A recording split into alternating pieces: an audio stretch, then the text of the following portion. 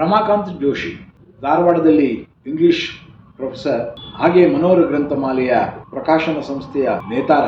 ಎಲ್ಲಕ್ಕಿಂತ ಹೆಚ್ಚಾಗಿ ಜಿ.ಬಿ. ಜೋಶಿಗಳನ್ನ ತನ್ನ ಹುಟ್ಟಿನಿಂದಲೂ ನಿರಂತರವಾಗಿ ಆರಾಧಿಸಿದ ವ್ಯಕ್ತಿ ಜಿ.ಬಿ. ಜೋಶಿಗಳ ಮಗ ರಮಾಕಾಂತ್ ಜೋಶಿ. ಜಡಭರತ ಎಂಬ ಕಾವ್ಯನಾಮದೊಂದಿಗೆ ಪ್ರಸಿದ್ಧರಾದ ಜಿ.ಬಿ. ಜೋಶಿ ಪ್ರಕಾಶನ ಕ್ಷೇತ್ರದ ಜೊತೆಗೆ ನಾಟಕ ಪ್ರಪಂಚದಲ್ಲೂ ತಮ್ಮ ಹೆಜ್ಜೆ ಗುರುತನ್ನು ಮೂಡಿಸಿದವರು. 1958ರ ಹೊತ್ತಿಗೆ ನಡೆದು ಬಂದ ದಾರಿಯ 3 ಸಂಪುಟಗಳನ್ನು ಪ್ರಕಟಿಸುವ ಸಮಯದಲ್ಲಿ ಕೀರ್ತಿನಾಥ ಕುರ್ತಕೋಟಿಯವರನ್ನು ಸಾಹಿತ್ಯ ಸಲಹೆಗಾರರನ್ನಾಗಿ ಮಾಡಿಕೊಂಡು ಕನ್ನಡ ಸಾಹಿತ್ಯಕ್ಕೆ ಅಮೂಲ್ಯವಾದ ಕೊಡುಗೆ ನೀಡಿದವರು. ಕನ್ನಡದ ಎಲ್ಲ ಪ್ರಮುಖ ಸಾಹಿತಿಗಳ ಪ್ರಾರಂಭಿಕ ಕೃತಿಗಳನ್ನು ಗ್ರಂಥಮಾಲೆಯಿಂದ ಪ್ರಕಟಿಸಿ ಪ್ರಕಾಶನ ಸಂಸ್ಥೆಗೆ ಗಟ್ಟಿಯಾದ ಅಡಿಪಾಯ ಹಾಕಿದವರು. ಜಿ.ಬಿ.ಯವರ ಒಂದು ಮುಖ್ಯ ಪ್ರಕಾಶನವಾದರೆ ಇನ್ನೊಂದು ಮುಖ ನಾಟಕದ ಕಡೆ. ಜಡಭರತ ಎಂಬ ಹೆಸರಿನಲ್ಲಿ ಮೂಕಬಲಿ, ಆ ಊರು ಈ ಊರು ಮತ್ತು ಅನಾಮಧೇಯ ಎಂಬ ಮತ್ತೊಂದು ಕಾವ್ಯನಾಮದಲ್ಲಿ ಕದಡಿದ ನೀರು ನಾಟಕಗಳನ್ನು ಬರೆದು ಮುಗಿಸಿ ಆಮೇಲೆ ಸತ್ಯವರ ನೆರಳು ಬರೆಯಲು ಪ್ರಾರಂಭಿಸಿದೆ. ಈ ಸತ್ತವರ ನೆರಳು ನಾಟಕವನ್ನು ನಾನು ಬರೆದು ಮುಗಿಸಲು 7-8 ವರ್ಷ ತೆಗೆದುಕೊಂಡಿರಬೇಕು. ನನಗೆ ಜಿ.ಬಿ.ಯವರ ಹಿರೇಮಗನಾದದ್ದಕ್ಕೆ ಧನ್ಯತೆ ಎನಿಸುತ್ತದೆ. ಈ ಧನ್ಯತೆಯಲ್ಲಿ ಜಿ.ಬಿ.ಯವರ ಇನ್ನುಳಿದ ಮಕ್ಕಳಾದ ನನ್ನ ತಮ್ಮ ತಂಗಿಯರಾದ ಗೋಪಾಲ, ರಾಘವೇಂದ್ರ ಮತ್ತು ಚೀಸವ ಕಲಾವತಿಯೂ ಸೇರಿದ್ದಾರೆ. ಈ ಮಹಾ ಪಯಣದಲ್ಲಿ ಎಷ್ಟೋ ನಟರು ಕಣ್ಮರೆಯಾಗಿದ್ದಾರೆ, ಎಷ್ಟೋ ಹೊಸಬರು ಸೇರಿಕೊಂಡಿದ್ದಾರೆ. ಈ ನಿರಂತರ ಹರಿಯುವ ಜೀವನದಿಯಲ್ಲಿ ಎಲ್ಲರ ಸಹಭಾಗಿತ್ವವೂ ಅಷ್ಟೇ ಮಹತ್ವದ್ದು. ಭೂತ, ವರ್ತಮಾನ ಮತ್ತು ಭವಿಷ್ಯದಲ್ಲಿ ಕಾಲದ ಮಿತಿ ಬದಲಾಗುತ್ತಲೇ ಇರುತ್ತದೆ. ಸತ್ತವರ ನೆರಳು ನಾಟಕದ ಕೊನೆಯ ಮಾತುಗಳನ್ನು ಉದ್ಧರಿಸಿ ನಮಸ್ಕಾರವನ್ನು ಹೇಳುತ್ತೆ. ದೈವ, ಕರ್ಮ, ಹಣೆಬರಹ, ಋಣ, ಗುಡ್ಡದಂತಹ ಮಾತುಗಳು. ಜೀವನದ ತಳಮಳವನ್ನು ತಿಳಿಯಲಾರದೆ ಅರ್ಥ ಹಚ್ಚುವ ವ್ಯರ್ಥ ಪ್ರಯತ್ನ. ಜೀವಕ್ಕೆ ಜಗತ್ತಿಗೆ ಬಿದ್ದ ತೊಡಕನ್ನು ಇಲ್ಲ ಮರೆಯಬೇಕು, ಇಲ್ಲ ಸರಳಗೊಳಿಸಬೇಕು. ಅದಕ್ಕೆ ವೃಂದಾವನದ ಸುತ್ತ ಪ್ರದಕ್ಷಿಣೆ ಹಾಕಬೇಕು.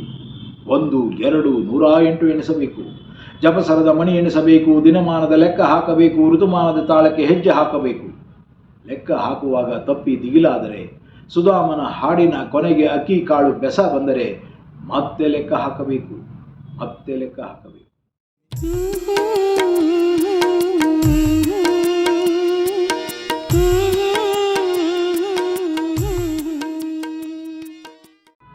ಹಾಸಾಕ್ರು 70ರ ದಶಕದ ರಂಗಭೂಮಿಯಲ್ಲಿ ಹಾಸಾಕ್ರು ಯಾವುದೇ ವಿಚಾರ ಸಂಕಿರಣವಿರಲಿ, ಹಾಸಾಕ್ರು ಇದ್ದಾರೆ ಅಂದ ಕೂಡಲೇ ಅದಕ್ಕೊಂದು ಘನತೆ, ಗಂಭೀರತೆ ಜೊತೆಗೆ ಒಂದು ಮನರಂಜನೆ ಸಿದ್ಧ.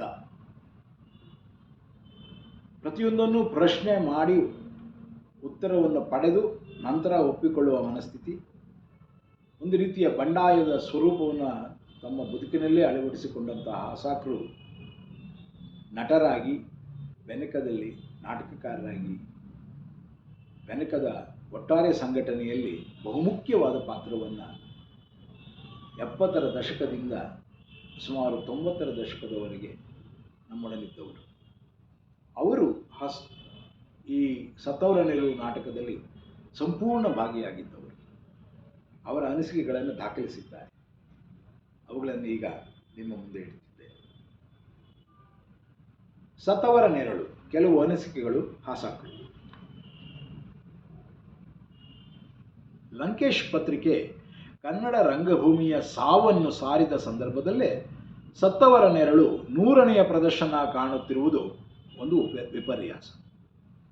ಈ ವಿಪರ್ಯಾಸ ಬೆನಕ ತಂಡದ ಸದಸ್ಯರಲ್ಲಿ ಒಬ್ಬನಾದ ನನಗೆ ಸಹಜವಾಗಿಯೇ ಸಂತಸ ತಂದಿದೆ.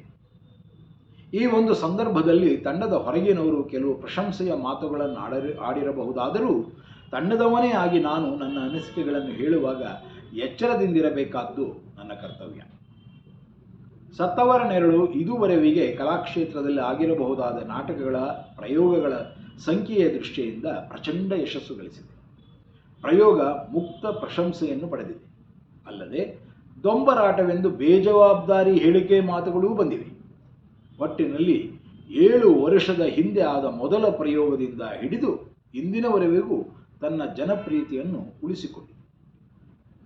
ಬೆನಕ ಪ್ರಯೋಗಿಸಿರುವ ಈ ನಾಟಕದ 100 ಪ್ರಯೋಗಗಳಲ್ಲಿ 16 ಖಂಡಿತವಾಗಿ ಹದಗೆಟ್ಟಿದೆ. ಇದಕ್ಕಾಗಿ ಬೆನಕ ನಿಮ್ಮೆಲ್ಲರ ಕ್ಷಮೆ ಕೇಳುತ್ತದೆ. ನಮ್ಮ ಮಿತಿ ಮತ್ತು ದೋಷಗಳ ಅರಿವು ನಮಗಿದೆ.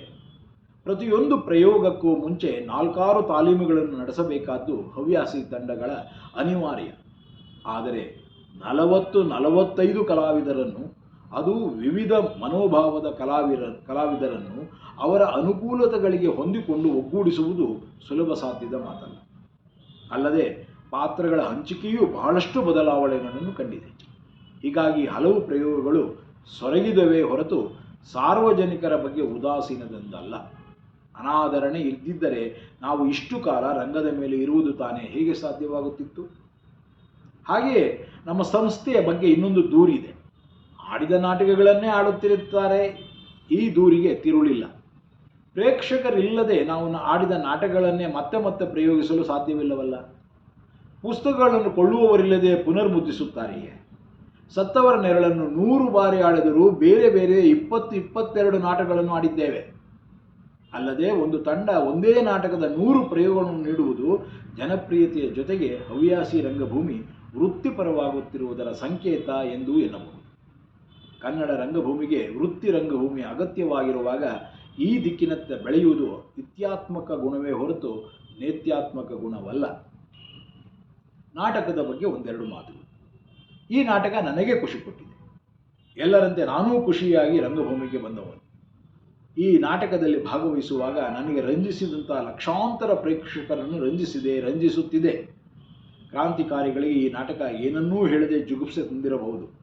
ಬೆನಕ ಈ ನಾಟಕವನ್ನು ಮೇಲಿಂದ ಮೇಲೆ ಆಡಿ ಜನರ ಅಭಿರುಚಿಯನ್ನೇ ಕೆಡಿಸಿ ಪುರೋಗಾಮಿ ಪ್ರೇಕ್ಷಕರನ್ನು ಪ್ರತಿಗಾಮಿಗಳನ್ನಾಗಿ ಮಾಡುತ್ತಿದೆ ಎಂದೂ ಕೆಲವು ಸಿಟ್ಟಾಗಿರಬಹುದು. ಆದರೆ ನಾನು ಈ ನಾಟಕವನ್ನು ನೋಡುವ ಬಗೆ ಹೀಗೆ. ಇಂದು ನಮ್ಮ ಎಲ್ಲ ಬದುಕನ್ನು ರಾಜಕೀಯ ಆವರಿಸಿ ಅದರ ಕೇಂದ್ರ ಶಕ್ತಿ ನಮ್ಮ ವಿಧಾನಸಭೆ ಲೋಕಸಭೆಗಳಾಗಿ ಆ ಸಭೆಗಳು ಹೇಗೆ ಬರೀ ಗಲಭೆಗಳಾಗಿವೆಯೋ ಹಾಗೆ ಒಂದು ಕಾಲದಲ್ಲಿ ಒಂದು ಬಗೆಯ ಧರ್ಮ ಎಲ್ಲವನ್ನೂ ಆವರಿಸಿತ್ತು. ಅದರ ಕೇಂದ್ರ ಶಕ್ತಿ ಮಠವಾಗಿತ್ತು. Power corrupts and absolute power corrupts absolutely ಎನ್ನುವ ಮಾತಿನ ಹಾಗೆ ಮಠ ಕೂಡ ಭ್ರಷ್ಟವಾಗಿ ಅವನತಿಯತ್ತ ಹೊರಳುವ ಚಿತ್ರವನ್ನು ಸತ್ತವರ ನೆರಳು ಕೆತ್ತಿಕೊಡುತ್ತದೆ. ವೃಂದಾವನದಲ್ಲಿ ನಾರಾಯಣನೇ ಇರಲಿ ಬಂಡಿಯೇ ಇರಲಿ ಜನ ದ ಸೈಲೆಂಟ್ ಮೆಜಾರಿಟಿ ಗೊಂಬೆಗಳಂತೆ ಸುತ್ತುತ್ತಾರೆ. ಇಂದಿನ ರಾಜಕಾರಣದ ಕ್ಲೈಮ್ಯಾಕ್ಸ್ಗಳ ಸುತ್ತ ಎಲ್ಲವೂ ತಿರುಗುವ ಹಾಗೆ ಒಂದು ಅರ್ಥದಲ್ಲಿ ಈ ನಾಟಕದ ಹಿಂದಿನ ರೆಲೆವೆನ್ಸ್ನನ್ನು ನಾನು ಕಾಣುತ್ತೇನೆ. ನಾಟಕದಲ್ಲಿ ಮಠ ಹಾಳಾಗುತ್ತಿದೆಯಲ್ಲ ಎಂಬ ಅಳಲಿದ್ದರೆ, ನಿಜವಾಗಿಯೂ ಇದ್ದರೆ ಅದು ಜಡಭರತರದು, ನನ್ನದಲ್ಲ. ಜಡಭರತರು ಒಂದು ಪೀಳಿಗೆ ಹಿಂದಿನವರು. ಸಹಜವಾಗಿಯೇ ತಮ್ಮ ಕಾಲದ ಮೌಲ್ಯಗಳ ಬಗ್ಗೆ ತೀವ್ರ ಕಾಳಜಿ ವಹಿಸಿದವರು. ಮಠ ಮತ್ತು ಗಾಂಧಿವಾದದ ಮೌಲ್ಯಗಳ ಬಗ್ಗೆ ಅವರು ಬರೆದ ಕದಡದ ನೀರು, ಸತ್ತವರ ನೆರಳು ನಾಟಕಗಳೇ ಅದಕ್ಕೆ ಸಾಕ್ಷಿ. ತಂದೆ ತಂದೆ ಓ ತಂದೆ ತಂದೆ ಓ ತಂದೆ ತಂದೆ ಓ ತಂದೆ ತಂದೆ ನೀ ತಂದೆ ನಾ ಬಂದೆ ನಾ ನಿನ್ನ ಹಿಂದೆ ಓ ತಂದೆ ತಂದೆ ಕಾಮದಲ್ಲಿ ನೀ ತಂದೆ ಕ್ರೋಧದಲ್ಲಿ ನೀ ತಂದೆ ಕಾಮದಲ್ಲಿ ನೀ ತಂದೆ ಕ್ರೋಧದಲ್ಲಿ ನೀ ತಂದೆ ತಾಮಸ ದುರ್ಯೋನಿಯಲ್ಲಿ ನೀ ತಂದೆ ನಾ ಬಂದೆ ಓ ತಂದೆ ತಂದೆ ಒಂದಲ್ಲ ಎರಡಲ್ಲ ಮೂರಲ್ಲ ನಾಲ್ಕಲ್ಲ 84 ಲಕ್ಷ ಯೋನಿಯಲ್ಲಿ ನೀ ತಂದೆ ನಾ ಬಂದೆ ಓ ತಂದೆ ತಂದೆ ಹಿಂದಿನ ಜನ್ಮ ಹೆಂಗಾದರಾಗಲಿ